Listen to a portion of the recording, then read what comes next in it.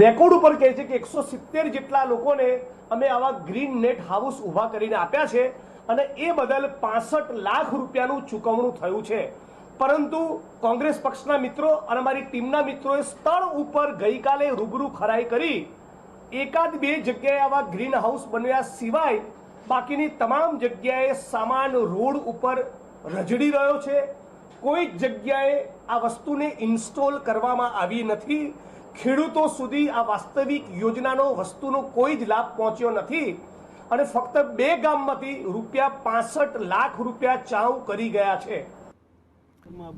ના સાહેબ, ક્યાં હજી વિતરણ થયું જ નથી. બધું આમનું પડ્યું છે પેક. ગ્રીન હાઉસ બન્યા ના, નથી બન્યા. સરકારી ચોપડે પૈસા ઉપડી ગયા છે તો સાહેબ એ વાતની મને ધ્યાન નથી. બાબુ કેટલા સમયથી આ પડ્યું છે? આ સાહેબ લગભગ 15 દાડાથી પડ્યું છે.